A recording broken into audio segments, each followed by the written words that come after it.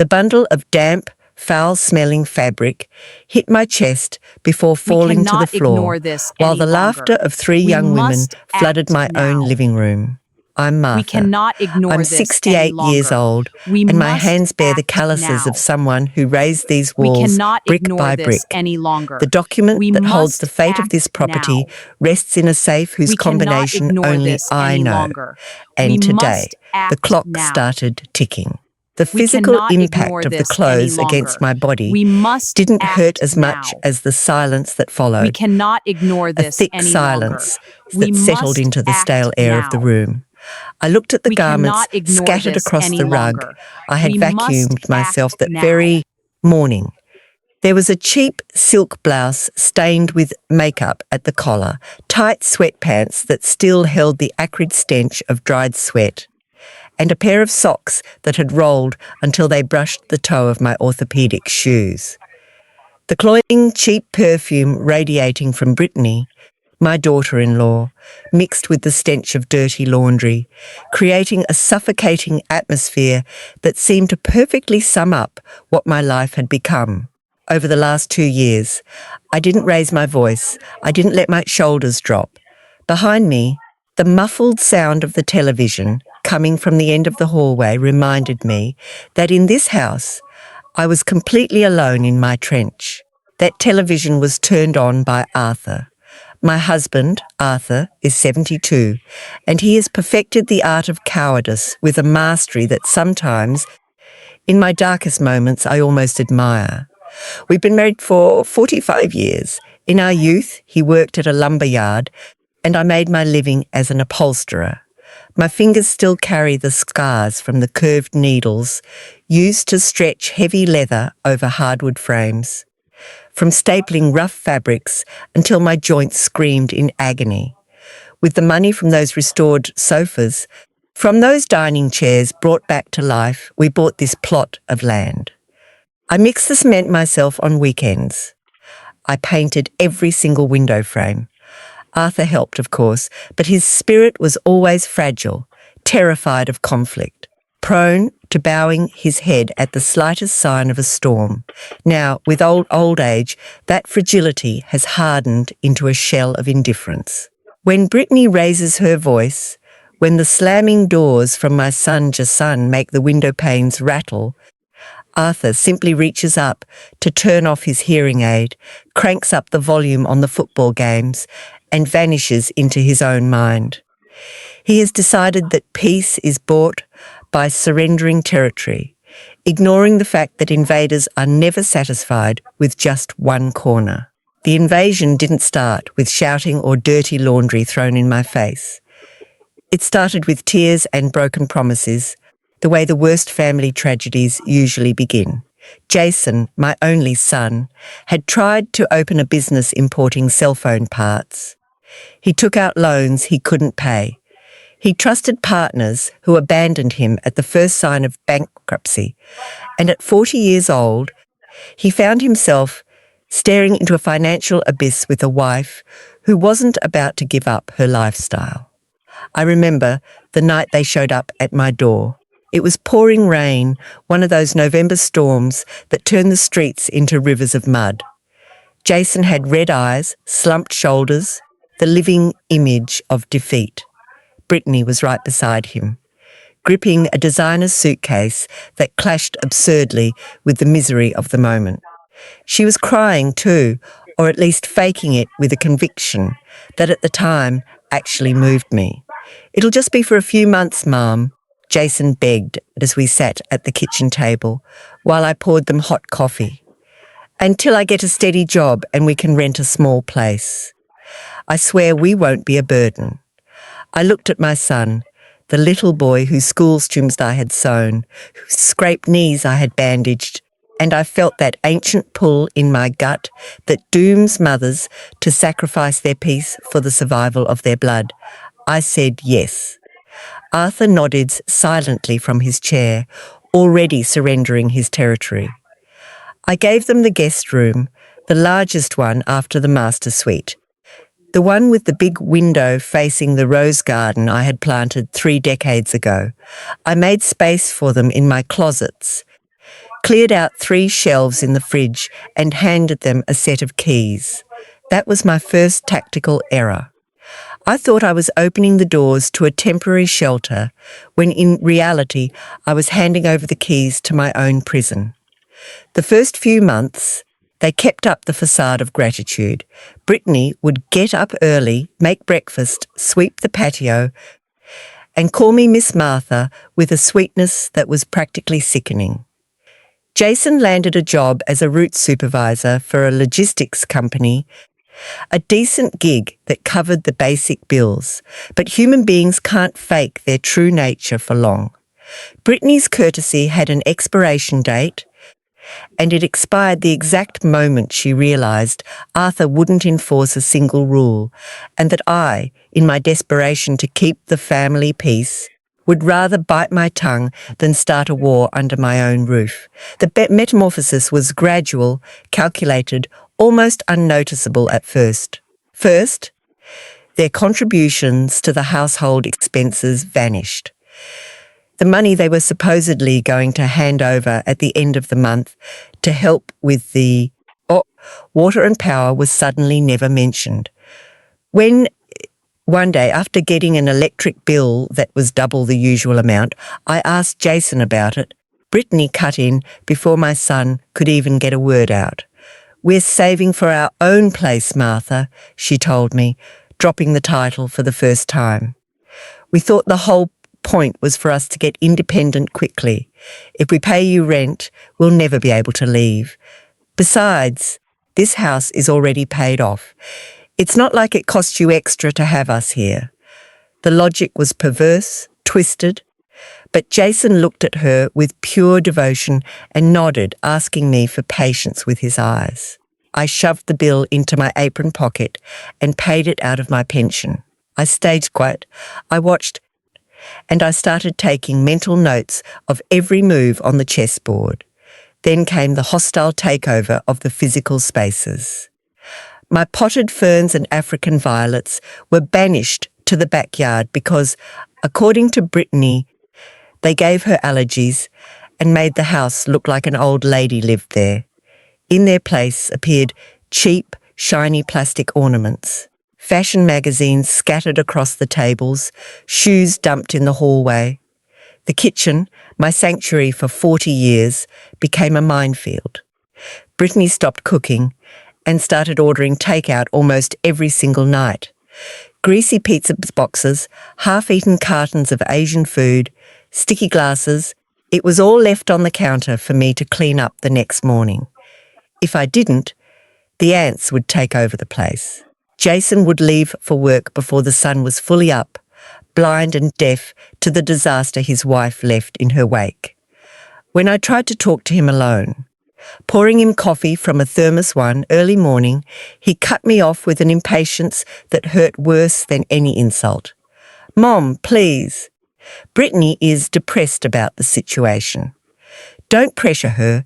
Just clean up whatever she leaves out. I'll make it up to you later. Don't make a big deal out of something so small." That was the exact moment I understood I had lost my son. He was no longer the man I had raised. He had become the human shield for a woman who despised me, and Brittany's contempt wasn't quiet. It was active, loud, and deeply cruel. Once she realised how passive I was, that I would pick up her plates and scrub her grease-caked pans without a word of complaint, she stopped treating me like a host and started treating me like a live-in maid she'd gotten for free. Worse still, she spun a twisted narrative to justify her presence in the house to the outside world. I heard it for the first time about 8 months ago. Brittany was on the phone in the hallway, her voice ringing out with that specific shrillness of someone who needs the whole world to pay attention to what they're saying. "Yeah, girl, it's exhausting," she was saying, sighing with heavy drama. "Jason and I had to move in here to take care of the in-laws. They're getting really old, you know. Martha can barely keep herself together, and Arthur is practically deaf. If we weren't here to keep this place running, they'd fall apart. It's a huge sacrifice for our marriage, but family comes first. I was 10 feet away, holding a laundry basket that weighed 20 pounds, laundry that included her bed sheets and my son's work shirts. I felt the blood boiling in my veins, a furious heat rising from my stomach straight to my throat. The lie was so colossal, so shameless, that for a split second, I was ready to drop the basket, march up to her, rip the phone from her hands, and scream the truth to whoever was on the other end of the line. I wanted to tell them she hadn't paid a single utility bill in a year and a half. I wanted to tell them she slept until noon.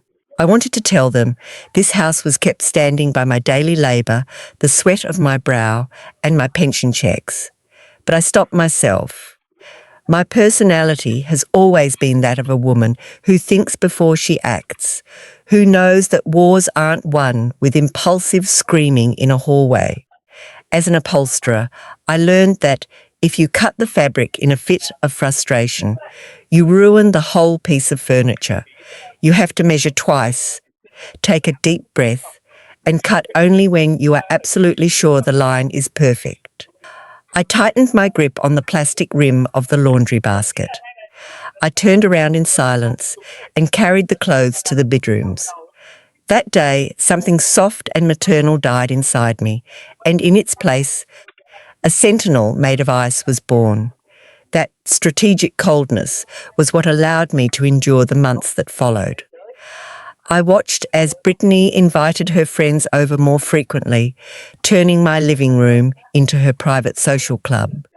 I watched as Arthur retreated to his corner earlier and earlier, cranking up the volume on his games to block out reality. I watched Jason come home exhausted, kiss his wife on the forehead, and lock himself in their room, completely ignoring me unless he needed his uniform ironed. I kept cleaning, I kept cooking, I kept paying the bills. But I also started organising my paperwork. I reviewed the property deed. I went to the notary in total silence one Tuesday morning while they were sleeping. I asked precise questions, got crystal clear answers, and locked the resulting documents in the wall, safe hidden behind the false back of my bedroom closet. A safe Arthur had forgotten even existed, and for which only I knew the combination.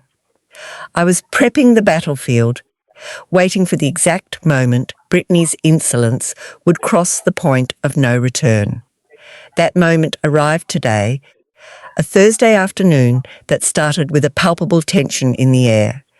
Since noon, Brittany had been frantic. She had announced that 2 of her best friends were coming over.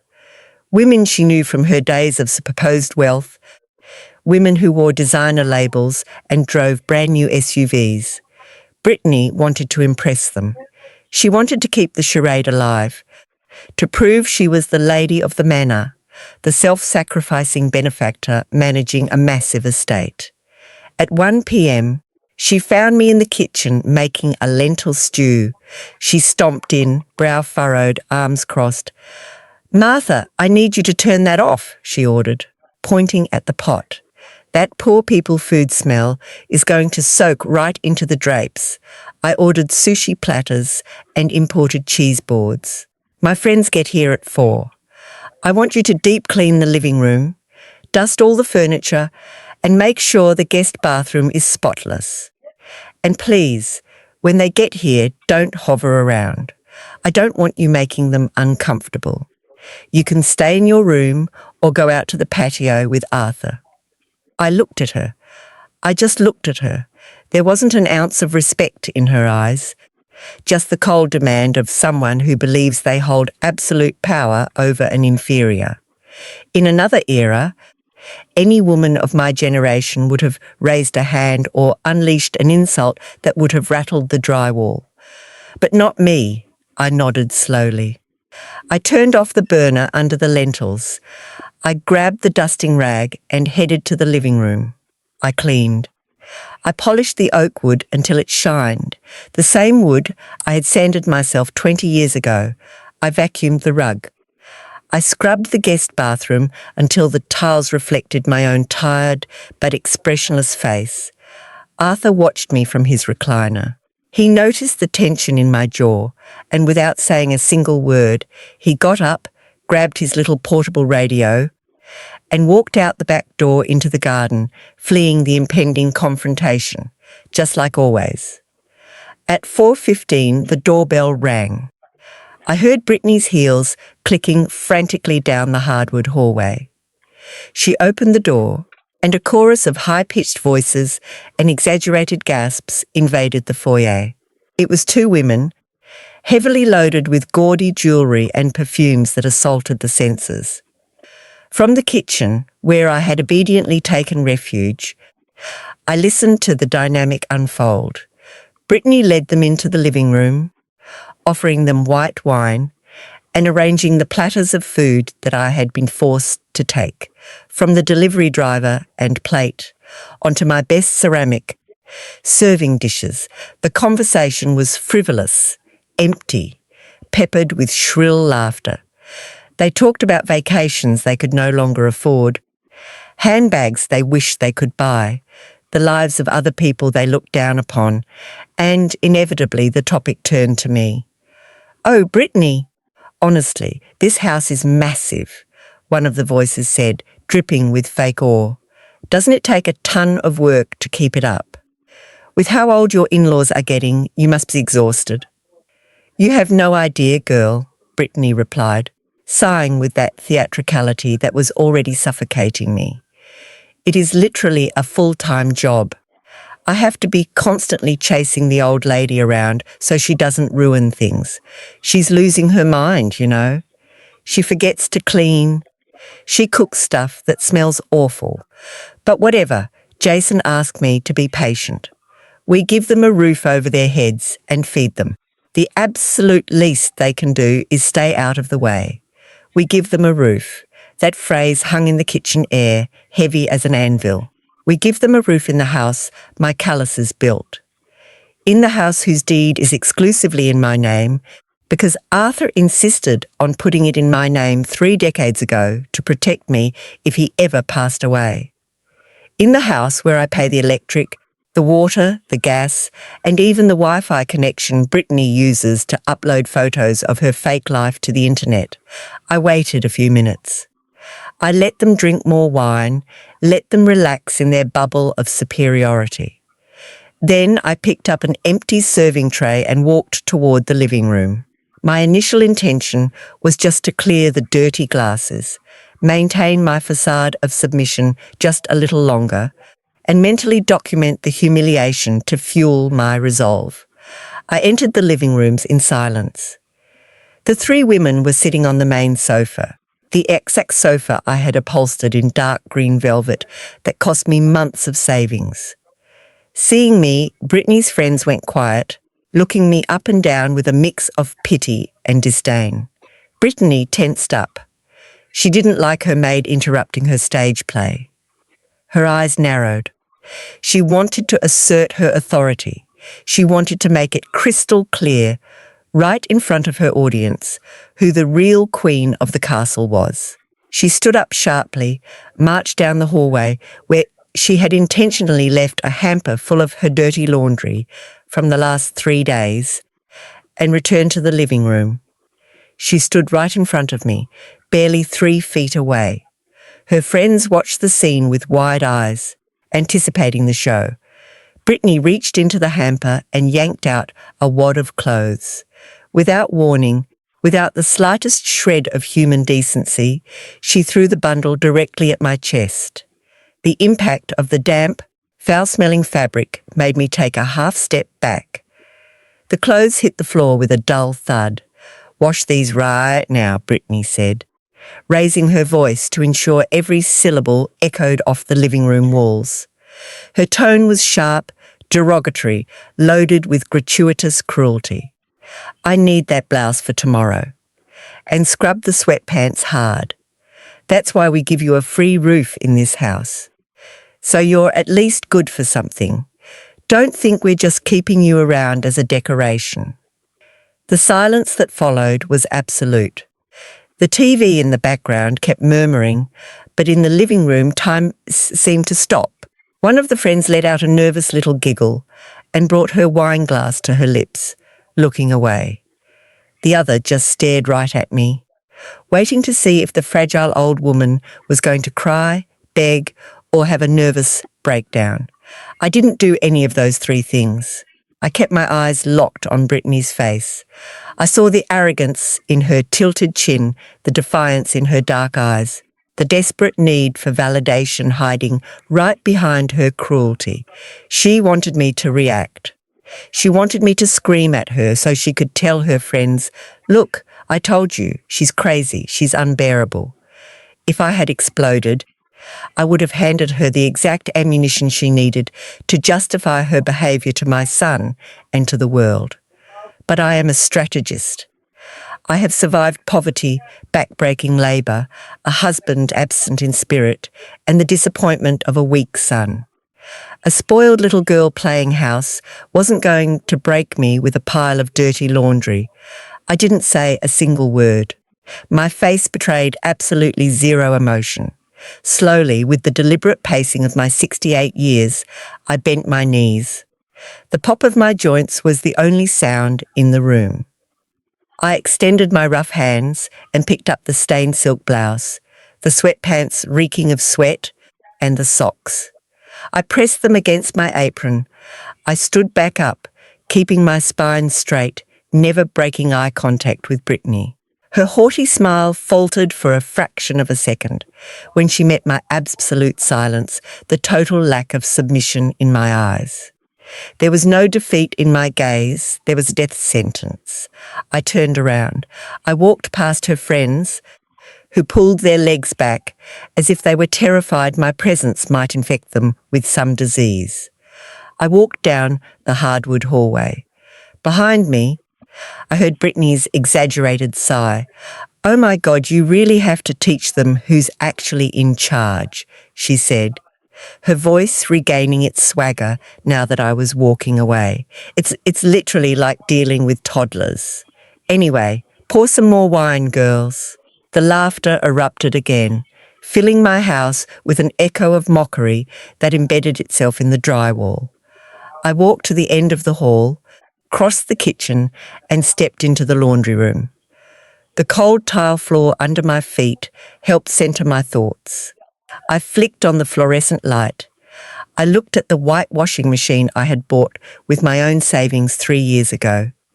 I looked at the detergent, the fabric softener, the scrubbing brushes, and then my eyes drifted to the right corner of the room. There, stacked neatly, were the black trash bags, thick industrial-grade plastic bags I used to haul away yard waste.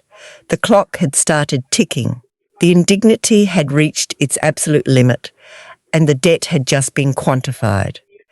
I tossed Brittany's clothes onto the closed lid of the washing machine. The smell of sweat and cheap perfume filled the cramped space. I stepped over to the corner, grabbed one of the thick black bags and snapped it open with a sharp flick of my wrists. The sound of the plastic snapping echoed like a gunshot in the laundry room. I shoved in the silk blouse. I shoved in the sweatpants. I shoved in the socks. But I didn't stop there. The decision was made. The plan was in motion, and there wasn't a force on this earth that could make me back down. I closed the laundry room door behind me, making sure the latch clicked firmly into place, isolating myself from the noise of the living room, ready to execute the opening move of the endgame. The thick black plastic of the industrial bag crinkled between my rough fingers as I opened it all the way. I didn't stop with the makeup-stained silk blouse, or the sweatpants reeking of stale sweat, or the socks Brittany had thrown at my chest with the sheer insolence of someone who thinks they're untouchable. My eyes scanned the small laundry room, locking onto the overflowing wicker hamper my daughter-in-law had dragged in there that very morning. It was a mountain of negligence and vanity.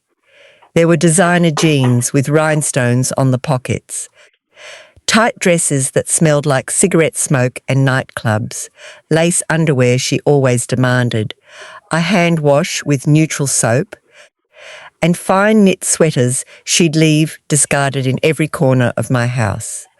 All of it was sitting right there, waiting for my 68-year-old hands, the exact same hands that had mixed the concrete for the foundation of this property, to restore them to a cleanliness their owner severely lacked on the inside. I grabbed the wicker hamper by the handles and dumped it directly into the black bag. The garments cascaded down, mixing with the dust and dried leaves that had settled at the bottom of the plastic. I didn't feel rage. Rage is a hot, reckless emotion that makes your hands shake and clouds your judgment. What I felt was absolute clarity, cold and sharp as broken glass. I shoved my arms deep into the bag and pushed the clothes down hard, compacting the fabric to make room.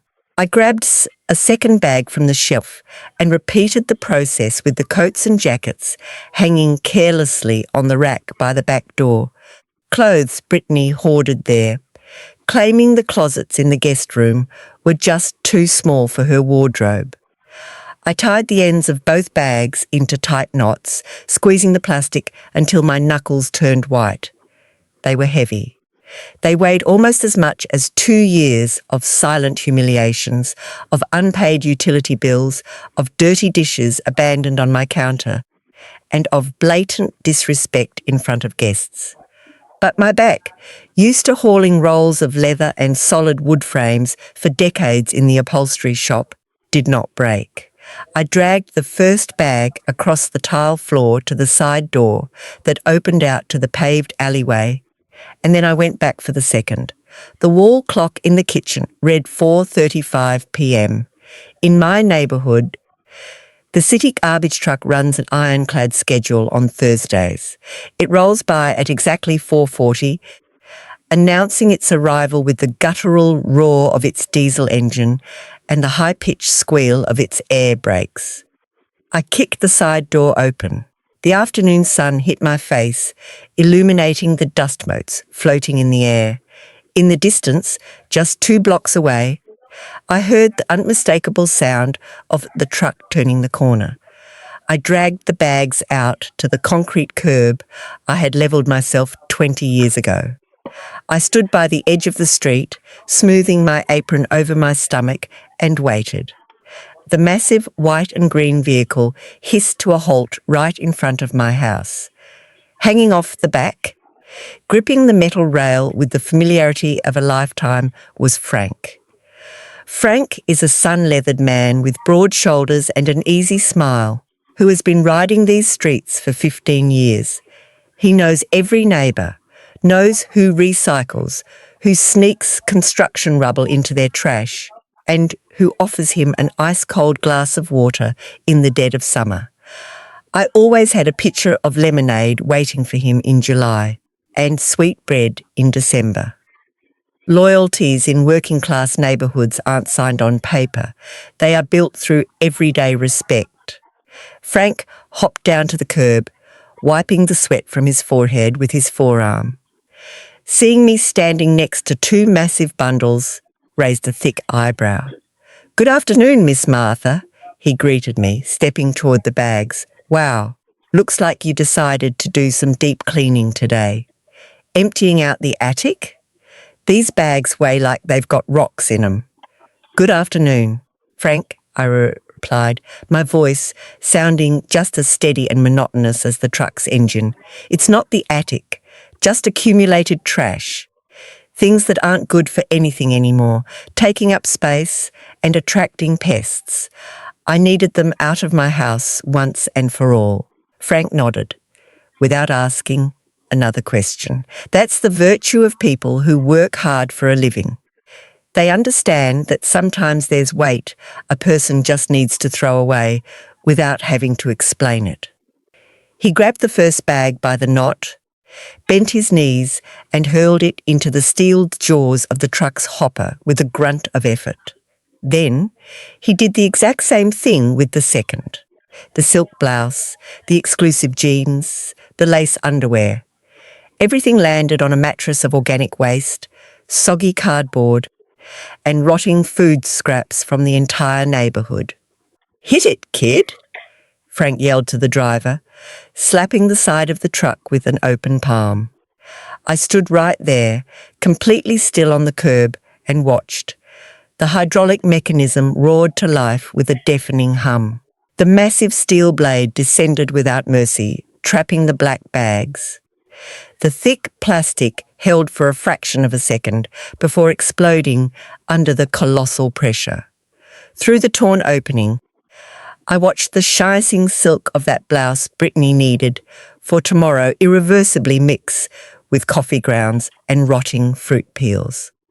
I watched the machine shred, crush, and swallow the entire wardrobe, pushing it deep into the darkness of the compactor until there wasn't a single trace left. The sound of metal crushing fabric was, in that moment, the most beautiful symphony I had heard in years. "All set, Miss Martha," Frank said, hooking himself back onto the rear rail. "You have a good afternoon and take care of yourself. You're looking a little pale." "I am perfectly fine, Frank." "Better than ever," I answered, and it was the absolute truth. The truck rumbled away, taking the first instalment of the debt with it, leaving behind a bitter cloud of diesel exhaust that I breathed in deeply. I went back inside through the side door and slid the deadbolt into place. From down the hall, the echoes of Brittany and her friends' shrill laughter still drifted from my living room, completely oblivious to the execution that had just taken place mere feet away. I didn't walk toward them. I walked in silence to my bedroom, the master's suite at the far end of the opposite corridor. I opened the door and locked it behind me. The room was dim, submerged in that dusty stillness inhabited by old marriages when love has been replaced by habit and sheer exhaustion. Arthur wasn't there. He was probably still hiding in the furthest corner of the garden, tuning his radio so he wouldn't have to hear the world falling apart. I went straight to the heavy oak armoire that took up the entire left wall. I pushed aside the thick winter coats that smelled like mothballs and pressed against the wooden back panel. It gave way with a soft click, revealing the small wall safe embedded into the concrete. I spun the steel dial, 41731. The metal door swung open smoothly. Inside, protected by a clear plastic folder, rested the original property deed. I pulled it out, sat on the edge of the bed, and turned on the nightstand lamp. I ran my fingers over the stamped paper, feeling the raised seal of the signatures and official stamps. The document was in my name, exclusively mine, Martha Rose Gallagher. When we bought this land, Arthur had insisted on doing it this way. Back then, he worked at the lumber yard, surrounded by giant saws and dangerous machinery. One day, a co-worker of his lost an arm. Another lost his life entirely, crushed under pine logs. The terror of leaving me destitute if he died in a workplace accident pushed him to put the only asset we owned under my absolute domain. Over the decades, Arthur forgot about that legal detail, assuming that marriage just turned everything into a vague shared asset. Jason, our son, grew up believing the house was the guaranteed inheritance of the patriarch. And Brittany, in her infinite arrogance, assumed that by manipulating Jason and dominating Arthur, she already had the keys to the castle in her pocket.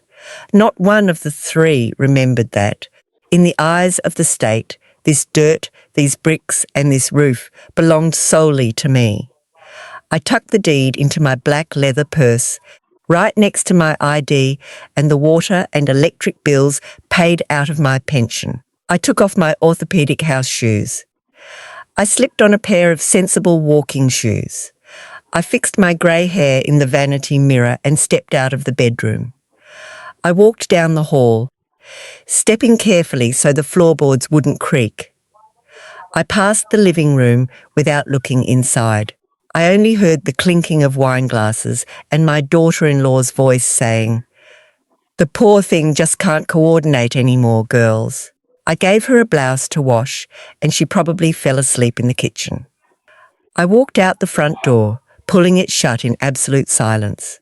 The office of Attorney Thomas Ance Vance was 15 blocks away, down a tree-lined avenue where old neighbourhood shops blended with modern bank branches. Tom wasn't just a respected lawyer and notary, he was an ally of a breed you rarely see anymore. He had known my family since before Jason was born. He was the one who drafted the purchase contracts for the land, the one who advised me when I wanted to legitimise my small upholstery business, and the one who witnessed my hands go from soft to covered in calluses from hard labour. I arrived at his office at 5:15. The brass bell above the glass door announced my entry.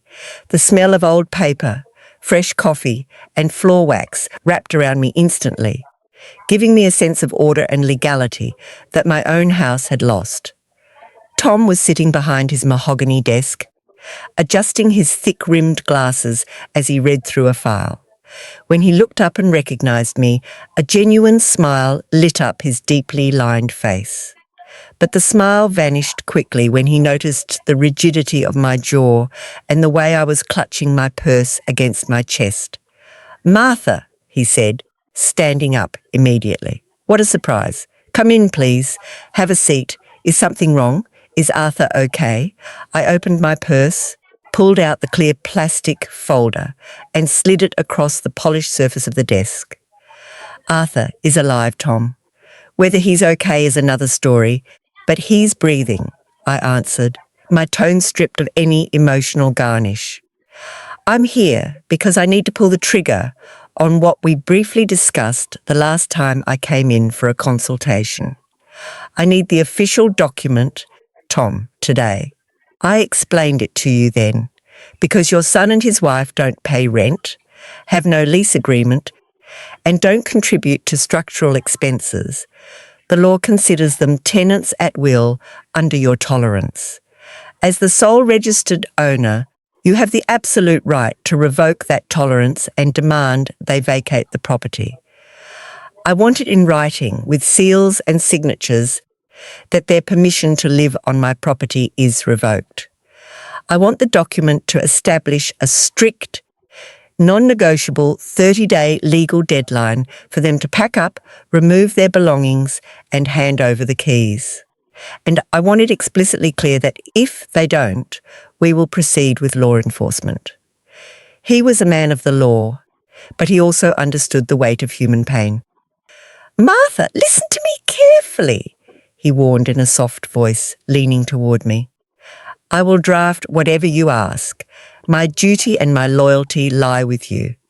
But I want you to understand the consequences of crossing this threshold. Jason is your son. If you hand him an eviction notice signed by a notary, the rupture will be permanent. There's no going back. Your daughter-in-law will use this to turn him against you forever. Are you absolutely certain you want to start this war?" I remembered my banished flower pots, my rejected food, my life reduced to servitude in the house I built. "I am not starting the war, Tom. The war started the day I handed them the keys to my house and they decided I was just an annoying piece of old furniture," I answered, my voice sounding metallic and final. "The fabric is already cut. I just need to stitch the seam. Draft the document. I will pay your fees in cash right now." He called his assistant, dictated the precise terms, cited the corresponding articles of the Civil Code, and 40 minutes later placed 3 copies of an official, stamped and numbered document in front of me, bearing the letterhead of his law firm. I signed every page with a steady hand. The stroke of my pen was fast, dark and absolute. I put the copies in my purse. I shook Tom's hand goodbye and walked out onto the street. The afternoon air was starting to cool, but I felt a clean, controlled fire burning in my chest. The walk back home felt shorter. When I slipped the key into the lock of the front door, the silence that greeted me was thick and sticky. Brittany's friends had already left. I stepped into the foyer and walked toward the living room. The scene was a disaster. There were lipstick-stained wine glasses scattered across the end tables, dried out sushi scraps on the ceramic platters I had washed, crumpled napkins on the floor, and throw pillows tossed everywhere. The smell of cheap perfume and alcohol hung heavy in the air. From down the hallway, I heard Brittany's frantic footsteps. She walked out of the guest room, violently slamming drawers open and shut. She was wearing shorts and a basic t-shirt. Her hair was a mess, and her face, completely stripped of the arrogant smirk she had worn hours earlier, showed a mix of confusion and mounting panic. Seeing me standing in the doorway of the living room, she stopped dead in her tracks. Her eyes went wide. "Martha," she snapped, completely forgetting the condescending tone she used in front of her guests. "Where the hell are my clothes?" I went to the laundry room and the washer is empty. The hamper is gone. My jackets aren't on the rack by the door. Where did you put them? I need that silk blouse for a dinner tonight. I did what you asked, I replied, my voice sounding calm, almost monotonous amidst the chaos she was starting to project. You said the house smelled like poor people food, that we needed to maintain a certain standard for your friends. I noticed there was a lot of garbage piling up, attracting a bad smell and cluttering the common areas. I just maintained order, exactly like you said we needed to. I took advantage of the city truck coming by. There was over $1,000 worth of clothes in that hamper. Tell me this is a sick joke. Tell me you hid it in your room. By now, it's probably crushed under tons of garbage at the South County landfill. At that exact moment, the sound of the deadbolt turning in the side door interrupted us. Jason walked into the house, dressed in his Grey-Logistics supervisor uniform, hauling his work backpack. He stopped at the end of the hall, taking in the scene with tired, alarmed eyes. "What's going on? Why are you screaming like that, Brittany?" my son asked, dropping his bag to the floor and rushing toward her. Brittany threw herself into his arms, sobbing with a theatricality that would have been comical if it weren't so pathetic. She buried her face in Jason's chest, pointing at me with a trembling finger over his shoulder. "Your mother is crazy, Jason. She's completely lost her mind," she screamed, choking on manufactured tears. She took all my dirty laundry, my silk blouses, my jeans, my jackets, and she threw them in the garbage truck. She left me with nothing. I told you she's losing it, that she does things out of pure spite because she hates us. Look what she did. He stopped 3 feet away from me, invading my personal space, trying to use his height to intimidate me, just like he'd seen his wife do so many times. "Mom, tell me this isn't true," Jason demanded, his voice tight, fists clenched at his sides. "Did you really throw her clothes in the trash? What the hell is wrong with you?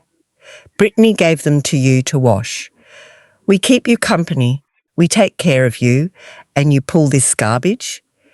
You're going to have to pay her back every single penny of what you threw away. You'll pull the money from your pension and buy her new clothes tomorrow morning." I just saw a coward demanding my surrender to buy his own domestic peace. An exact echo of his father, who at that very moment was still hiding in the backyard. "I am not paying a single dime, Jason," I said, my voice dropping an octave, turning heavy and dangerous. "Your wife threw her dirty laundry in my face in front of strangers and told me that's why you give me a free roof in this house. Maybe Brittany is right. Maybe you do need a medical evaluation. Or maybe it's time I take total control of the house and you retire and get some rest." Brittany, from the end of the hall, nodded vigorously, wiping her tears away, never breaking her glare of pure hatred toward me. I let the silence settle in the living room. I let my son's threat bounce off the walls I had built, let it sink into the furniture I had upholstered.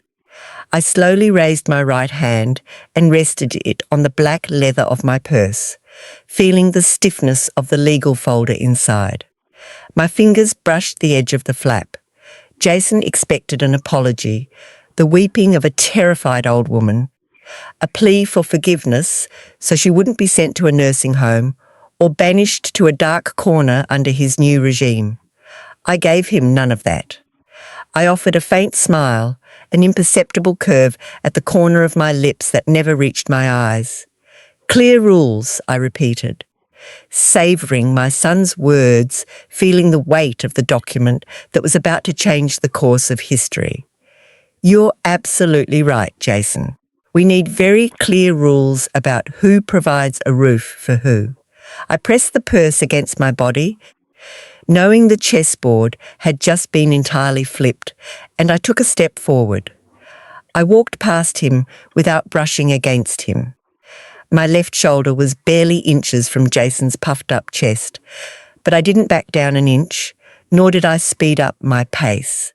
The hardwood floorboard creaked under my sensible shoes, marking a steady, methodical rhythm, identical to an industrial sewing machine punching through layers of thick leather. Behind me, my son's stunned silence and my daughter-in-law's theatrical sobs crashed against my straight back. I felt Jason's hand reach out to grab my arm, a clumsy instinct for physical domination, but he stopped mid-air. The energy I radiated in that moment wasn't that of a mother willing to negotiate, but of a property owner walking through her own domain. I kept my right hand gripping the strap of my purse, feeling the rigidity of the manila envelope containing the notarized document straight through the black leather. That paper was the edge of the scissors. I just needed to measure the fabric one last time before making the final cut. I reached my bedroom door. I turned the brass knob, stepped inside, and locked it behind me. The metallic click echoed with absolute finality. The room was bathed in the bluish twilight of dusk. On the bed, under a knitted wool blanket, Arthur was sleeping soundly, or at least faking it with the mastery of a man who has spent half a century running from reality. The air smelled like his eucalyptus joint ointment, and the dust gathered in the heavy curtains that Brittany despised so much. I sat on the edge of the mattress without turning on the lamp. I took my shoes off slowly, feeling the dull throbbing in my swollen ankles. The adrenaline was starting to leave my bloodstream, leaving behind a mental clarity so cold it almost hurt to breathe. I looked at the motionless silhouette of my husband, and my mind drifted back, pulled by the tide of memory. It was the winter of 1994. Jason was 17, and the whole world was too small for him. One Friday night, he snuck out the neighbour's car, an old sedan the man used as a taxi, and wrapped it around a telephone pole 3 blocks from here. The neighbour, a desperate and furious man, threatened to call the cops and ruin my son's life if we didn't pay for the damages immediately. Arthur, true to his nature, locked himself in the bathroom to cry, wailing that we were ruined. I was the one who went down to the upholstery shop that very morning. I was the one who took an urgent underpaid rush job to reupholster all the booths in a roadside diner. I remember the sharp fumes of industrial glue, the red dust of polyurethane foam floating in the basement air. I worked for 72 hours straight. My fingers split open. The curved needle drove right through the pad of my right thumb, leaving a dark blood stain on the red vinyl of one of the seats. I paid Jason's debt, bill by bill. When I handed him the receipt from the auto shop, my son didn't even say thank you. He just grabbed his jacket and went out to play football with his friends, relieved his stupidity had 0 consequences. At the time, I thought I was protecting him. That sacrifice was the ultimate expression of a mother's love. Today, sitting in the dark of my bedroom, I understood the magnitude of my mistake. Blind love doesn't raise strong men. It manufactures cowardly tyrants. I taught Jason that there would always be someone willing to bleed to clean up his messes. And now, he expected me to keep bleeding to preserve his wife's fantasy intact. I didn't sleep that night. I sat in the armchair by the window, watching the darkness slowly dissolve into the grey tones of dawn.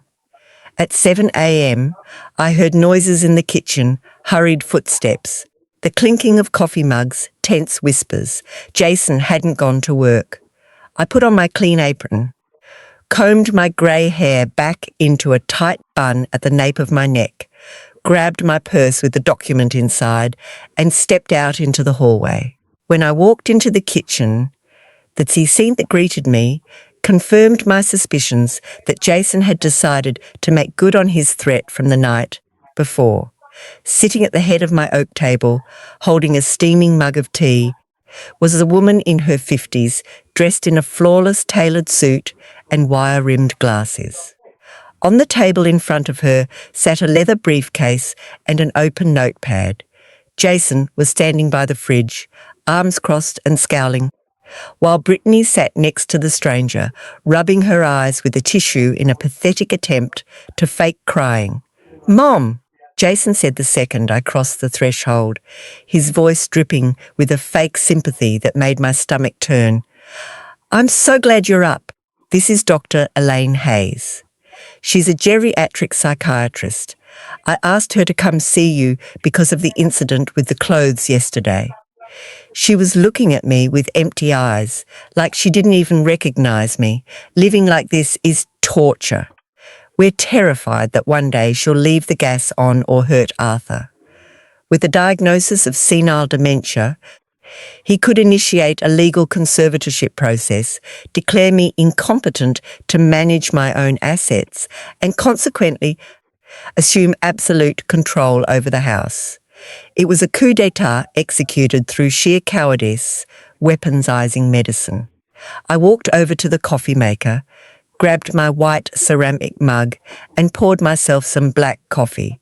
My hands didn't shake. The dark liquid fell in a perfect, silent stream. I turned around, leaned my hip against the counter, and looked the psychiatrist right in the eyes. "Dr. Hayes," I finally spoke, my voice ringing clear, steady, and stripped of any emotional distress. "I understand your position. You were called in on an emergency, paid for a house call, and fed a family tragedy. If you'd like, you can run whatever cognitive tests you deem necessary. Have me count backward from 100 by sevens. Ask me to memorise 3 words. Ask me who the president is or what year we're in. I am at your complete disposal. But first, I suggest you ask my son and my daughter-in-law to leave my kitchen. Medical evaluation require privacy, don't they?" She looked at Jason, then at Brittany, and finally nodded slowly. "You are absolutely right, Martha," the psychiatrist said, clicking her pen shut. "Jason, Brittany, please wait for us in the living room. I need to speak with your mother alone." "Please step out," the doctor ordered, this time with a firmness that left no room for argument. Jason clenched his jaw, glaring daggers at me, and marched out of the kitchen, dragging Brittany by the elbow. I heard their footsteps fade down the hall into the living room. Once silence reigned in the room again, I walked over to the table and sat in the chair opposite Dr. Hayes. I placed my leather purse on my lap. "All right, Martha," the psychiatrist began, opening her notepad. "Do you know what day today is? You are here because my son Jason, who works as a logistics route supervisor and has a long history of financial failures, desperately needs a legal excuse to strip me of my property. And regarding the laundry incident yesterday, there was no disorientation. Your daughter-in-law claims I threw away clean, expensive clothes for no reason. Yesterday afternoon, in front of 2 of her friends, she pulled a makeup-stained silk blouse, sweatpants reeking of stale sweat, and a pair of dirty socks out of a hamper. She threw the bundle directly at my chest and ordered me to wash them fast, adding verbatim the phrase, That's why we give you a free roof in this house. I didn't scream, I didn't cry, and I didn't lose my memory. I simply picked up the clothes, went to the laundry room, shoved absolutely every single piece of her hoarded clothing into 2 black industrial trash bags. I dragged them to the curb and waited patiently for the city garbage truck to roll by at 4:40 p.m. I watched the machine shred the clothes. It was a deliberate, calculated, and fully conscious act of deep cleaning. I sleep a normal amount. I eat what I cook myself because my daughter-in-law only orders takeout and leaves the dirty containers on this exact table for me to clean, I replied, unzipping my purse. I pulled out a small black notebook, my meticulous record of the last 2 years. I slid it across the table into the doctor's hands. There are the accounts, Dr. Hayes. Dates, amounts, invoice numbers. I have been paying 100% of the electricity, water, gas, and internet in this house for a year and a half out of my retirement pension. My son and my daughter-in-law don't contribute a single dime, yet they receive online shopping packages weekly. Jason makes enough to rent an apartment, but Brittany prefers to live here, treating me like her unpaid live-in maid, because it allows her to maintain a lifestyle they cannot afford. I am not crazy, doctor. I have simply stopped being docile. She reviewed the receipts stapled to the back pages. The silence in the kitchen grew thick, loaded with the crushing weight of the evidence. The doctor closed the notebook and handed it back to me. There was a mix of respect and pity in her eyes, the kind of expression a professional reserves for the survivors of a prolonged shipwreck. Martha, the psychiatrist said, snapping her briefcase shut, you possess an enviable lucidity. Your orientation to time, place, and person is flawless. Your short and long-term memory is intact, and your capacity for judgment and reasoning is superior to most people your age. What you are suffering from isn't dementia, it is financial and psychological abuse. That's why I am taking action. I will charge them the maximum rate for an unjustified house call. And if you ever need medical testimony for a legal proceeding, my card is on the table. The notary's office had been downtown, a gloomy place that smelled of dark tobacco and damp paper. The clatter of mechanical typewriters filled the air. Arthur sat beside me, his work boots covered in sawdust staining the marble floor. His hands were shaking. That very day, at the lumber yard, a bandsaw had snapped, amputating 3 of the foreman's fingers right in front of his eyes. The terror of death, of sudden invalidity, had shattered whatever little faith Arthur had in the future. When the notary pushed the deeds for the land we had just bought across the desk, Arthur backed away. Put it all in her name, my husband had said, his voice cracking. Only in Martha's name. If the saw takes my hand, the lumberyard's lawyers will take everything we have, so they don't have to pay out a pension. Let the house be yours, Martha, only yours. That way nobody can touch it. I took the pen. My signature was firm, dark, absolute. Arthur's cowardice, his pathological fear of conflict and disaster, was paradoxically what granted me the most impenetrable legal shield a woman of my generation could ask for. He did it out of fear. I received it as a blood pact, a pact that my son in his arrogance was completely ignorant of. Dr. Hayes stood up, tore the sheet from her receipt book and walked toward the kitchen door. I followed a few steps behind. As we reached the hallway, Jason and Brittany stood up from the living room sofa with expressions of anxious expectation. Jason rushed over, extending his hand to receive what he believed was my civil death sentence. "Well, doctor?" my son asked, trying to sound heartbroken. "How bad is the dementia progressing? Do we need to institutionalise her?" Using psychiatric emergency services to try to incapacitate a family member over domestic disputes is a severe ethical violation. My fee for this visit is $200. I suggest you transfer it to me before noon. Good day." His eyes scanned the lines written by the doctor, and I watched the blood drain from his face, quickly replaced by a red flush of rage creeping up his neck. Brittany, peeking over his shoulder, read the certificate and clenched her fists at her sides. Her master plan had crumbled in under 20 minutes. If she's not crazy, then she's doing it out of pure spite. Brittany hissed, her voice trembling with fury, instantly dropping the act of the concerned daughter-in-law. "I told you, Jason. She's a bitter old woman who hates me." She threw my clothes in the trash, knowing exactly what she was doing. She humiliated me on purpose. There was no trace left of the son I had once rocked to sleep. Standing in front of me was just a man backed into a corner by his own mediocrity, desperate to establish dominance. "All right, Mom.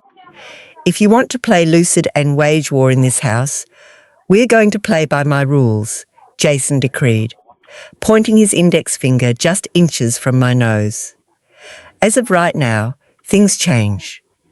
Since you're so healthy, you can start packing your things. This Sunday, Brittany's parents are coming over for lunch. They're coming from out of town and staying for a couple of weeks to help us get on our feet financially. We're giving them your room, the master bedroom. You're moving into the sewing room at the back. It's small, but it's enough for you. We are taking control of the management of this house because you clearly don't know how to live as a family. You have until Sunday morning to empty your closets. If you don't do it, I will, and I'll throw your stuff out in the yard." Understood? They wanted to banish me from my own room, the bedroom I had shared with my husband for 40 years, to install Brittany's parents as the new monarchs of their conquered territory. It was the final nail in the coffin, the absolute confirmation that to Jason, I was no longer a mother, but a physical obstacle that needed to be removed and confined to a dark corner. As I listened to him dictate my exile, the third memory hit me with the force of a bullwhip. It was the night they showed up at my door looking for shelter. The torrential rain was hammering the living room windows. Brittany was soaked, shivering, clutching her designer suitcase. Jason was crying at the kitchen table. "It'll just be for a few months, Mom," he had said. "I swear we won't be a burden. We'll respect your space, your routine. We just need a place to crash until the storm passes. We're begging you." And Brittany, looking at me with the eyes of a slaughtered lamb, had added, "You are an angel, Miss Marsa. We will never forget this. This is your house, and we will be invisible." I looked at my son's index finger threatening me. Then I looked at Brittany, who was smiling with superiority from down the hall, believing her husband's brute force had finally broken me. I didn't move a single muscle in my face. I showed no pain, no indignation, no fear. Slowly, with the same deliberate care I used to thread a needle in the shop, I nodded. "Sunday," I repeated, my voice sounding hollow and conciliatory. "A velvet trap over a pit of spikes. I think that's an excellent day to make permanent changes to the management of the house. Don't worry, Jason. By lunchtime on Sunday, everything will be exactly where it belongs."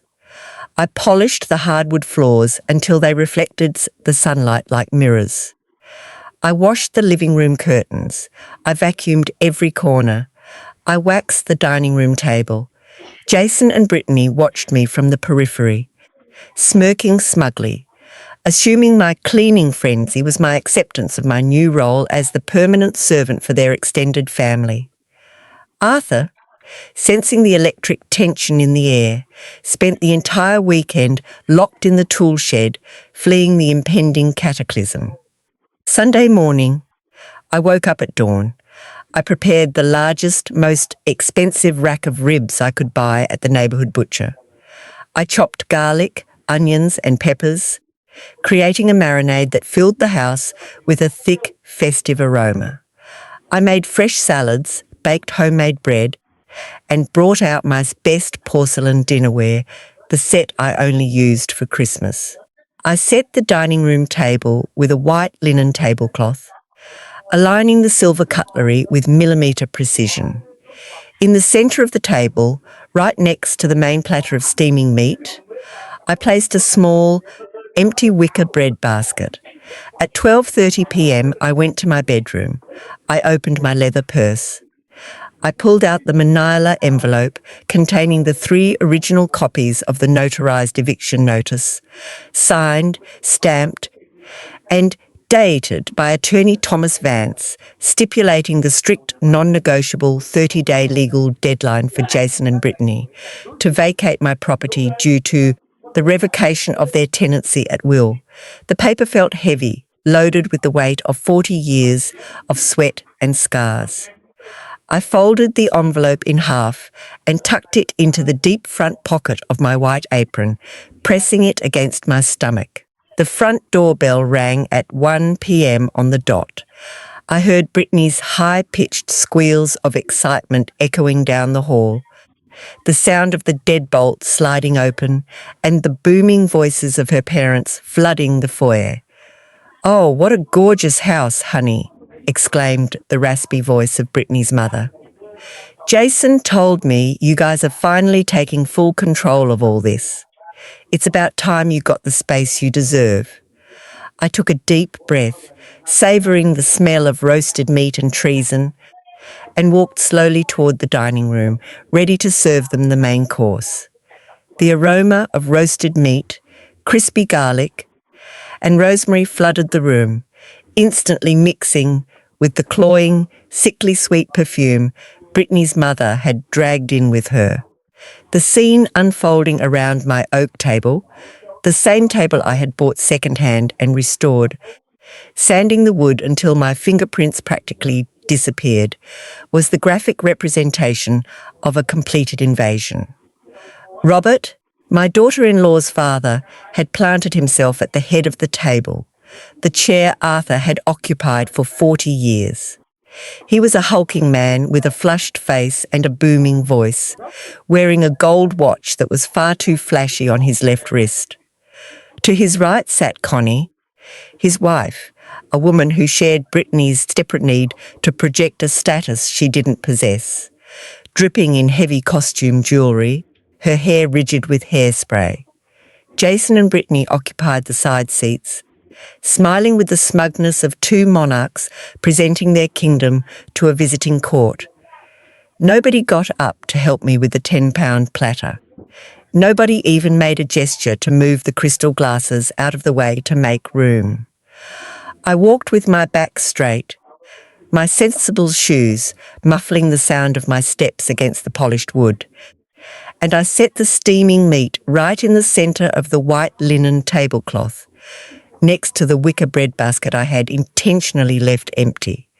"Wow, smells pretty good," Robert commented, leaning over the table to breathe in the steam from the meat, without so much as glancing at me. "Jason told me the home cooking around here was a little plain, but this looks all right. Pass me the carving knife, son. I'll take care of slicing this up. In my house, the man of the family always serves the meat. And pop open that red wine I bought last week, the Black Label." I didn't alter my expression. I just turned around and walked back to the kitchen. As I uncorked the bottle of wine on the counter, the echo of their conversation drifted to my ears with insulting clarity. "It's a fantastic property, Jason. I really congratulate you," Robert's raspy voice boomed. "Brittany mentioned you guys made a smart investment keeping this house, but I didn't realise the layout was so huge. With a good remodel, this place will be worth a fortune in a couple of years. You got to modernise it though. That dark wood is out of style. Jason and I were talking about knocking down the wall between the living room and the hallway to do an open concept," Brittany added. "And well, now that you guys are here, we're going to start by fixing up the master bedroom. The natural light from that big window is perfect for you, Mum. Jason already decided you guys can take that room for as long as you need. It's the least we can do to make you comfortable while you help us with the kids when we decide to have them. At her age, old folks get really attached to their stuff, Jason chimed in. Plus, it's time that we, the ones bringing vitality and a future to this family, take the reins of the management. She just needs to rest and, well, help us out with light chores in the kitchen, like today. The weight of the manila envelope in my apron pocket was a cold anchor against my stomach, keeping me grounded in reality while they floated in their bubble of lies. I started pouring the wine into the glasses, first for Robert, then for Connie. The dark red liquid fell with a steady fluid sound, staining the pristine crystal. The lie they had spun was colossal. Jason and Brittany hadn't just hijacked my house in practice. They had built a complete narrative for their guests. They had made them believe they were the owners, the providers, the magnanimous benefactors who were letting Jason's elderly mother live under their roof out of pure charity. They had erased my 40 years of hard labour. They had hidden the fact that my pension paid for the lights shining down on them and the water they drank. And they had reduced me to the role of a domestic burden who should be grateful for the scraps of their supposed generosity. "Thanks, Martha. You can just leave the bottle right there," Connie said, waving a hand without making eye contact, using that condescending tone pretentious women reserve for the hired help. "And please, make sure the guest bathroom has fresh towels. I'd like to freshen up after we eat." Robert had already carved the meat and was doling out massive portions onto the porcelain plates. The fat sizzled faintly. The banquet was at its peak of opulence, a feast funded entirely by my own pocket to celebrate my own banishment. I stood a few feet from the table, hands clasped over my apron. Jason picked up his fork, but before spearing his first piece of meat, he turned to me. The moment he considered the climax of his victory, his official coronation in front of his new court had arrived. "All right, Mum," Jason began, dabbing the corner of his mouth with the linen napkin. "Since we're all gathered here, and like we agreed on Friday, I think this is the perfect time to make the changes official. My in-laws are tired from the drive, and they're going to want to settle into the master bedroom after lunch to rest. I want you to hand over the keys to your room right now and tell me you already moved your stuff out of the closets, because I don't want Brittany dealing with your old clothes this afternoon." Robert and Connie looked at me, expecting to see the submission of a defeated old woman surrendering the keys to her castle. Brittany smirked behind her wine glass, her eyes gleaming with victorious malice. She was savouring every second of my public humiliation, drinking in the revenge for the clothes the garbage truck had shredded 3 days ago. I didn't move. I kept my breathing steady, feeling the constant thumping of my heart echoing in my ears. I slowly slid my right hand into the deep front pocket of my white apron. My calloused fingers, used to finding a needle in the dark, brushed the edge of the manila envelope. "Did you not hear me, Mum?" Jason pushed, raising his voice, his tone taking on an edge of aggressive impatience. His authority was being questioned in front of his audience, and his fragile ego couldn't handle the delay. "I asked for the keys to the master bedroom. Give them to me right now. I am not handing over my room. Do you want to make a scene in front of my in-laws? Do you want me to call doctor? Haze back and tell her you had another psychotic break. I told you the changes were happening today, and in this house, what I say goes. You have been living in a delusion so deep you actually ended up believing your own lie. And what's worse, you dragged your guests right into that same fantasy."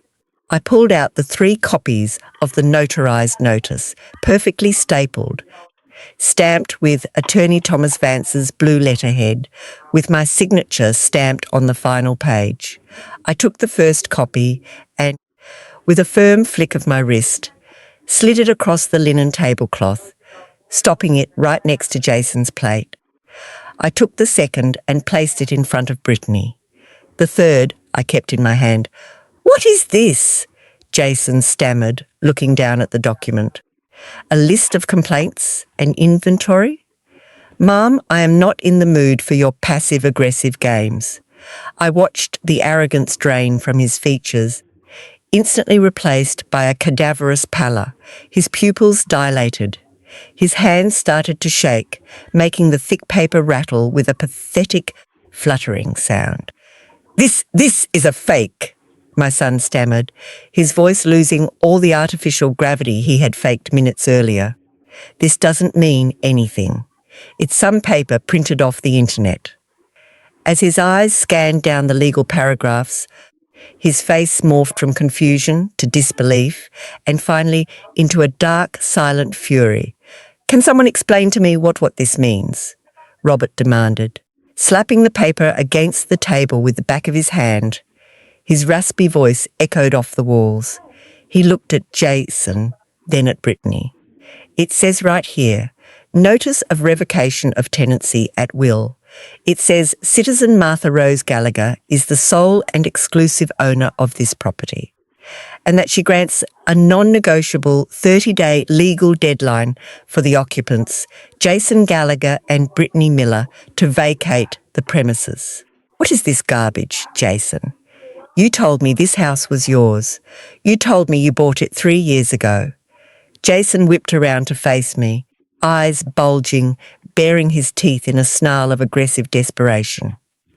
"You're crazy! You and Dad bought this house together. It's a marital asset. I have inheritance rights. You can't throw me out on the street with some cheap lawyer's paper." Pity had completely vanished, leaving only the cold determination of justice. "Your father, in a fit of panic 30 years ago, insisted the deed be solely in my name to protect our assets from potential workplace lawsuits," I explained, my voice ringing clear and methodical, addressing not just Jason but Brittany's parents. "In the eyes of the law, this dirt, these bricks and this roof belong exclusively to me. You have no inheritance rights because I am not dead. And you have no squatters' rights because we never signed a lease. You have lived here on my tolerance, a tolerance that just expired. You made me tell the whole family you married a successful businessman who bought you a mansion, and it turns out you're living like freeloaders in your mother-in-law's house," Robert yelled. "What a humiliation, Brittany. What an absolute embarrassment." They were sobs of genuine panic, the raw reaction of a narcissistic person whose greatest fear, being exposed in front of her social circle, had just materialised in the most brutal way possible. "It's her fault, Mom," Brittany shrieked, pointing at me with trembling hands. "She's a selfish old hag who hates us. She's throwing us out on the street out of pure revenge, just because I didn't want to clean the kitchen a couple of times. I am throwing you out because you turned my house into a dumpster while pretending to be rich in front of your friends, and I am throwing you out because you let my son believe he could rob me of my peace and my dignity." I turned to Robert and Connie. "I am sorry you were dragged into this charade. You came here believing you were going to take control of a house that belonged to your son-in-law. The reality is, your son-in-law doesn't even own the silverware he was about to eat with. He makes enough to rent an apartment, but they chose to live here like parasites to fund the lifestyle your daughter demands and he cannot afford." "Shut your mouth!" Jason roared, stepping within inches of me. "I am not going to let you humiliate me in my own house. I'm going to rip that paper into 1,000 pieces and lock you in that sewing room until you rot. You're not throwing me out on the street. Do you hear me? I am your son. I just looked him dead in the eyes, using silence as the most lethal weapon a disappointed mother can wield.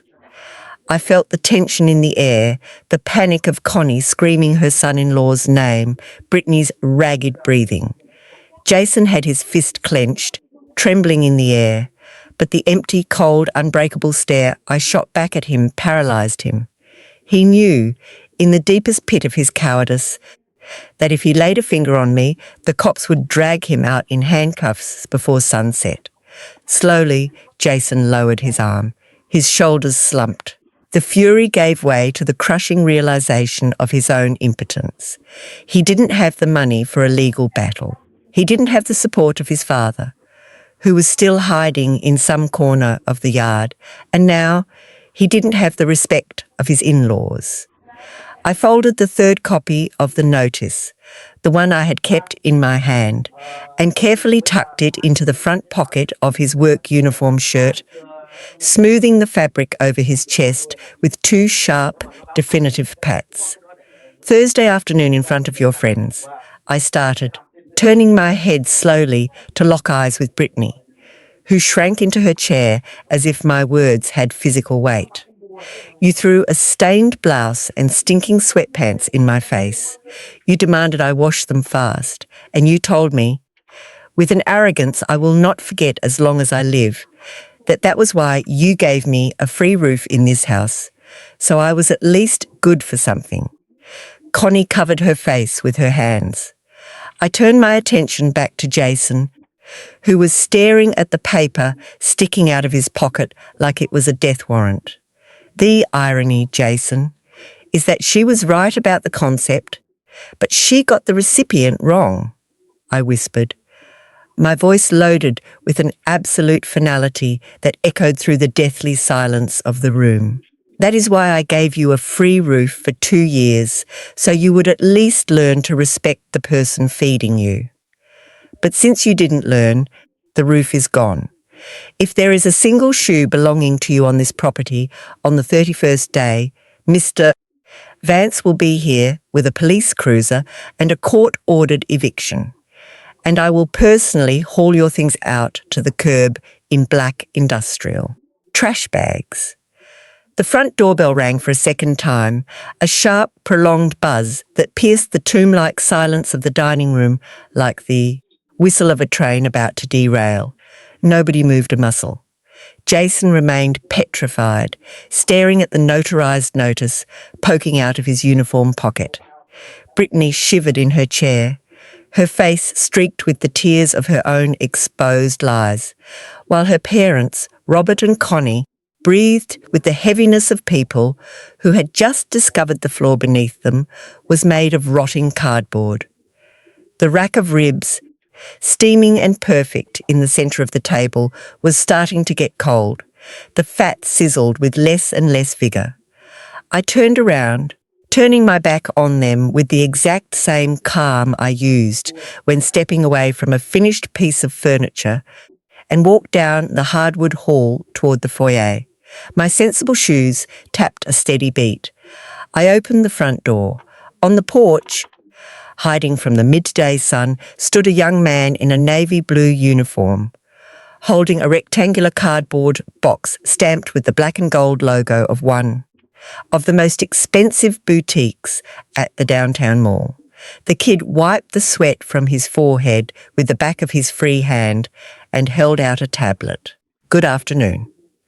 Rush delivery, cash on delivery for Brittany Miller, the driver announced, dragging his words with the typical exhaustion of someone who'd been driving in the sun for hours. It's $480.50. You can do cash or card, but the reader's acting up, so I'd prefer cash if you got it. I heard the scrape of a wooden chair being shoved violently backward. Brittany appeared in the hallway threshold, pale as chalk, frantically wiping her cheeks with her hands. Behind her, the massive figure of her father loomed, followed by Jason's shrinking shadow. I didn't ask for it to be delivered today," Brittany stammered, taking clumsy steps toward the door, trying to block the driver's view into the house. I thought the charge went through on the credit card online. There must be a glitch in the store system. The label clearly says your card was declined 3 times last night for insufficient funds. And you selected the cash on delivery option this morning so you wouldn't lose the hold on the order. It's designer shoes and a handbag, according to the manifest. Are you paying, or am I taking the package back to the warehouse? She turned slowly toward Jason with that manipulative, pleading look that had worked for her for years. Babe, my card's maxed out. Can you cover it? It's the outfit I need for my parents' anniversary dinner next week. I'll pay you back on payday. I promise. The man had just been served an eviction notice. His father-in-law had just uncovered his absolute moral and financial bankruptcy. And his wife, right in the middle of the apocalypse, was asking him for nearly $500 for shoes. I don't have that money, Brittany, Jason whispered, his voice cracking, stripped of any trace of the swaggering authority he'd flaunted minutes ago over the roast. I have nothing in the account. You know that. I swear to you, I'm not giving you another dime for your rags. I pulled the front door shut with a soft, final click. The silence that settled in the foyer was thick, suffocating, loaded with a humiliation so pure you could practically taste it in the air. Robert looked Jason up and down, scrutinising his grey logistics uniform, his eyes stopping on the manila envelope sticking out of his chest pocket. The contempt in the older man's eyes was absolute. He was stripping my son of his manhood, his dignity, and his status, all in a matter of seconds. Connie, Robert called out without taking his eyes off Jason. Brittany's mother appeared trembling in the hallway, clutching her purse to her chest. Go up to that guest room, pack our things and call a cab. We are going to a hotel downtown. I am not spending another minute under this woman's roof, eating the meat she paid for, while my daughter and her husband play pretend millionaires on an old woman's pension. Jason's getting a promotion soon. We're going to buy our own house, I swear. They didn't say a word to me, not because they hated me, but because guilt and second-hand embarrassment made it impossible for them to look me in the eye. Jason and Brittany stood frozen in the foyer, all alone, surrounded by the echoes of their own lies, watching the taxi drive away down the tree-lined street. I didn't stick around to watch the morning. I walked back to the dining room. I sat in my chair, picked up the carving knife, cut a perfect slice of the rib rack that still held a little heat, and served myself a generous scoop of fresh salad. I ate in silence, chewing slowly, savouring the garlic and rosemary. From the hallway, the screaming started, the venomous reproaches, the muffled insults, the sound of something plastic shattering against a wall. Jason blamed Brittany for her reckless spending. Brittany blamed Jason for being a failure who couldn't protect her. The civil war had broken out in the enemy trenches. I poured myself half a glass of the Black Label red wine. I toasted in silence to the empty chair at the head of the table and took a sip. The next day, the real siege began, a 30-day siege where my only weapon was the relentless rigour of routine. First thing Monday morning, I called the telecom company. I cancelled the premium cable package immediately and ordered the Wi-Fi password changed. The router, which had sat on a hallway table until then, was unplugged, moved to my bedroom and locked away. When Brittany woke up at noon and discovered she couldn't upload photos to her social media or stream her shows, she marched down to the kitchen demanding answers. I didn't respond. I just kept scrambling my eggs for breakfast. Her tantrum bounced off my back like pebbles against a concrete wall. On Tuesday, I bought a heavy-duty forged steel padlock and installed it on the door of the large kitchen pantry, where I kept my non-perishables, my olive oils, my coffee beans and my homemade jams. In the fridge, I cleared out the top 2 shelves, taking my fresh vegetables, lean meats and dairy, and moved them to a small mini fridge Arthur used to keep in his shop, which I hauled up to my room. On the empty kitchen shelves, I carefully arranged Brittany's half-eaten pizza boxes, sticky Asian takeout containers, and a carton of sour milk she had left out the night before. On Wednesday, Jason tried to confront me. He cornered me in the laundry room while I was loading a batch of whites. His face was gaunt, carved with deep bags under his eyes, and his uniform smelled like stale cigarette smoke, a habit he had picked back up out of anxiety. "What are you trying to prove with this, Mum?" my son hissed, gripping the edge of the white plastic washing machine. "You cut off our internet. You locked up the food. Brittany is having panic attacks in the bedroom because she can't talk to her friends. Are you having fun torturing us? Do you feel real powerful with that notary paper? I simply stopped financing the lifestyle you should be paying for your wife to have. If Brittany wants internet, you can buy her a data plan for her phone. If you want fresh food, the grocery store is 4 blocks away and open until 10. You demanded to manage your own lives. I am just giving you the absolute freedom to do it with your own money.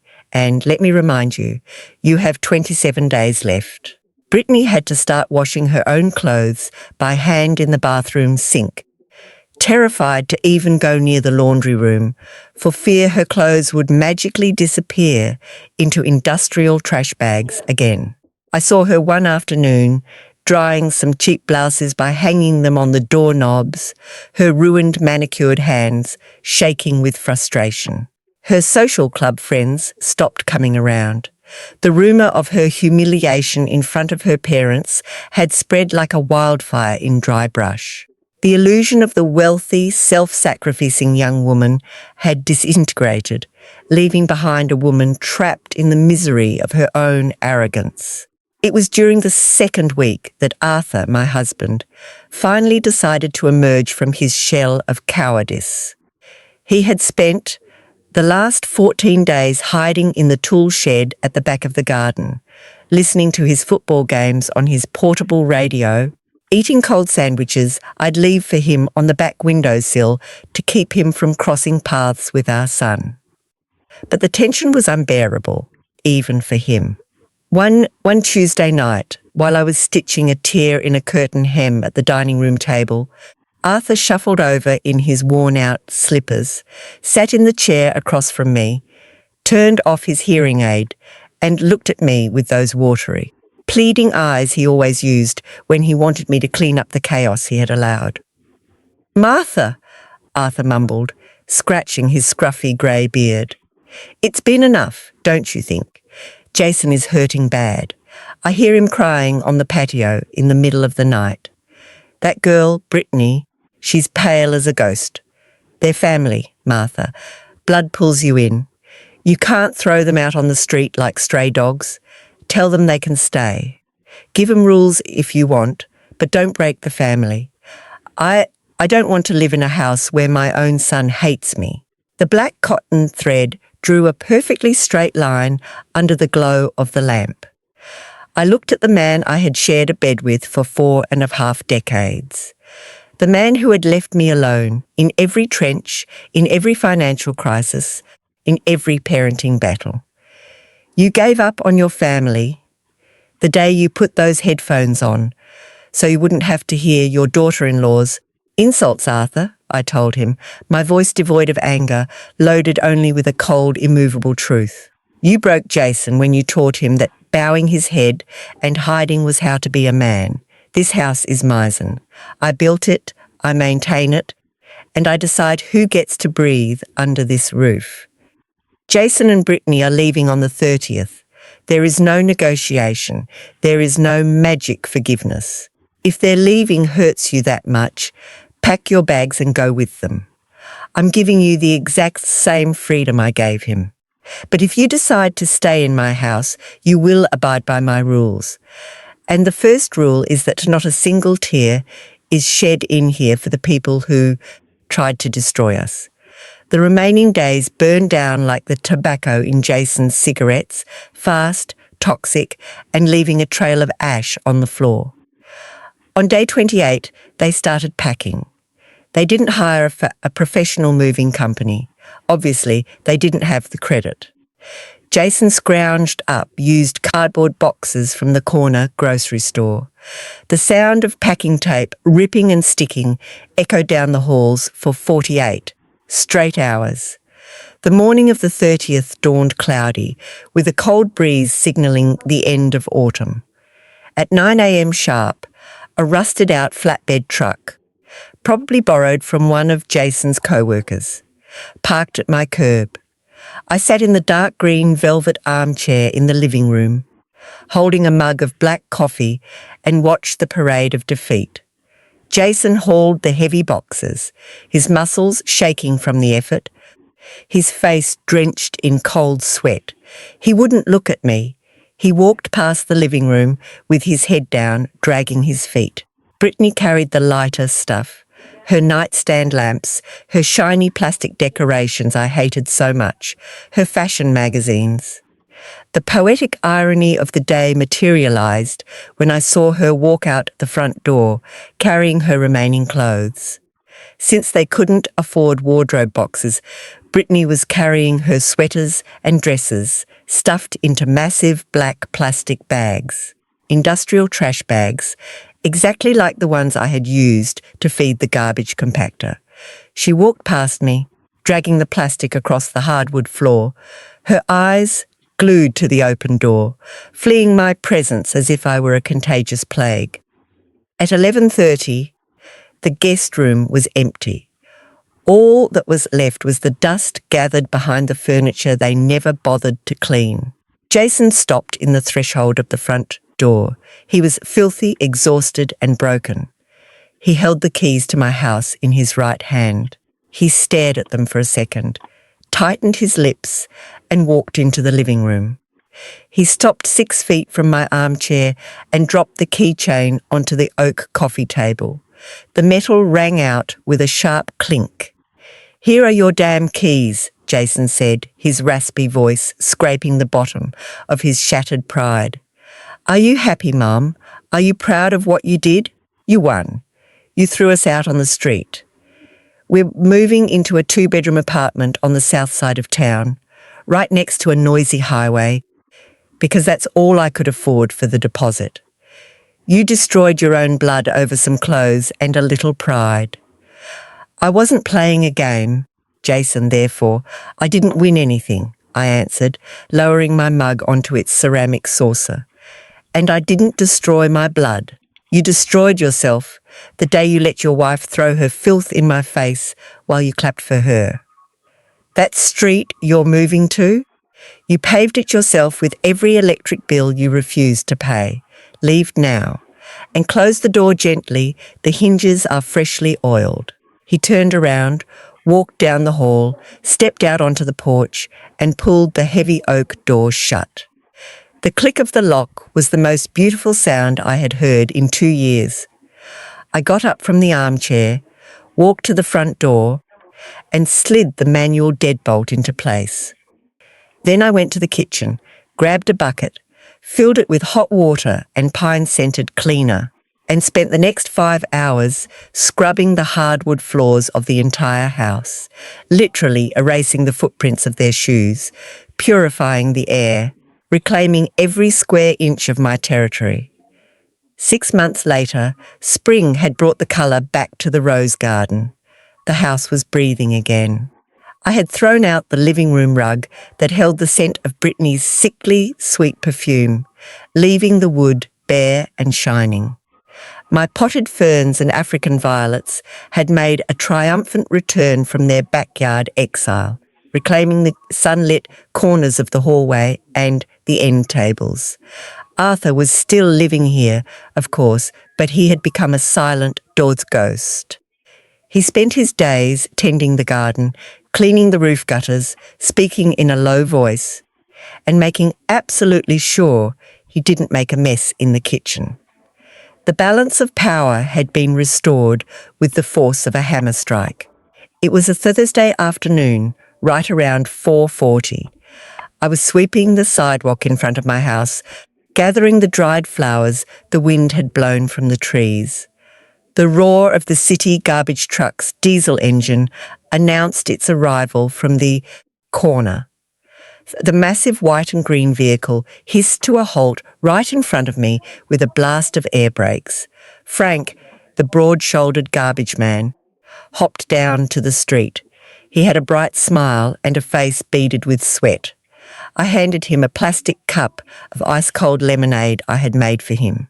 "Good afternoon, Miss Martha," Frank greeted me, gratefully accepting the cup and downing half of it in a single gulp. "The front of the house is looking beautiful. You can tell the place is peaceful." He looked up and down the street before lowering his voice a bit, adopting that neighbourhood confidential tone that bonds working-class folks together. "Listen, I don't know if I should say anything, but I saw your boy last week," Frank told me, with a look of genuine pity. "They switched up our route for a couple of days, over to those old apartment complexes on the south side. I saw him walking out of one of those grey buildings with the damp stains on the walls. He was in his dirty uniform, walking toward the bus stop. And the wife, Miss Brittany, I saw her working the cash register at the discount pharmacy on that same block. She was wearing a neon green uniform vest. She was screaming at a customer over some expired coupons. They looked real tired, Miss Martha." The image of Brittany, the woman who demanded sushi platters and humiliated old women in front of her rich friends, trapped behind a cash register fighting over discount coupons, it didn't bring me joy or triumph or remorse. It brought me the exact same feeling I had when the garbage truck shredded her silk blouse. The quiet certainty that the math of the universe is exact, and the debt was settled. "Everybody builds the roof they choose to live under, Frank," I told him, taking the empty cup from his hands. "Have a safe route."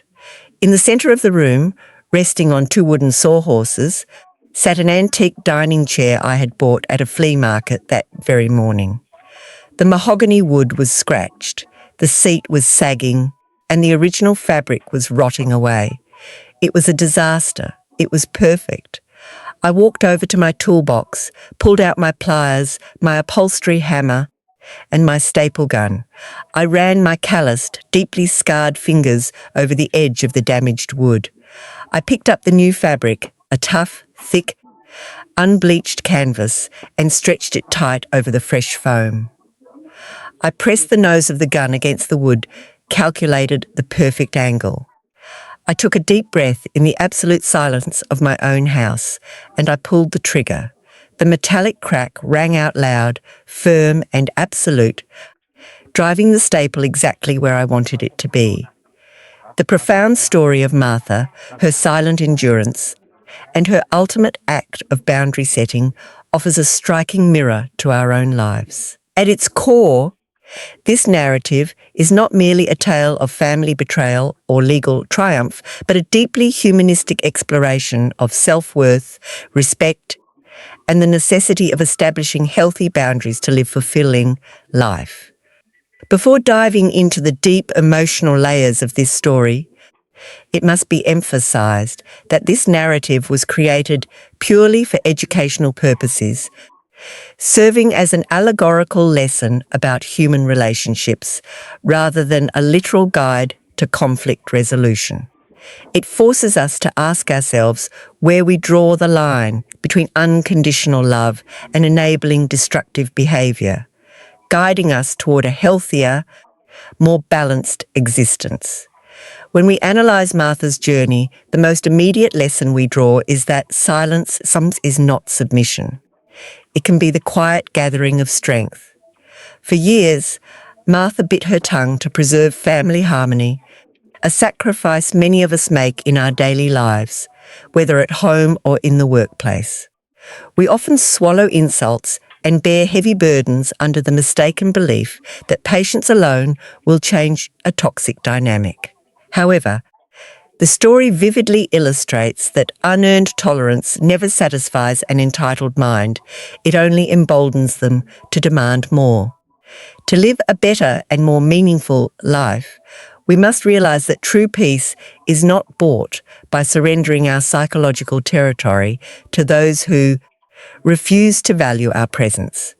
Martha's precise, calculated reaction teaches us the value of emotional maturity over impulsive reactivity. When her daughter-in-law threw dirty laundry at her chest, a lesser soul might have exploded in a frenzy of screaming, handing the perpetrators the exact ammunition they needed to paint her as unstable. Instead, Martha measured twice and cut once, relying on strategy, legality, and calm determination. In our own lives, when faced with disrespect or malice, our first instinct is often to fire back with equal toxicity. This story elegantly shows that the ultimate victory over cruelty is maintaining your composure, aligning yourself with the truth, and allowing the natural consequences of other people's actions to catch up with them. When we look deeply into Martha's world, we do not just see a family dispute. We witness the universal struggle for human dignity. True kindness should never be confused with absolute submission, for a heart without boundaries eventually becomes a doormat for others' arrogance. We often break our own spirits trying to fix people who are perfectly comfortable watching us bleed for their convenience.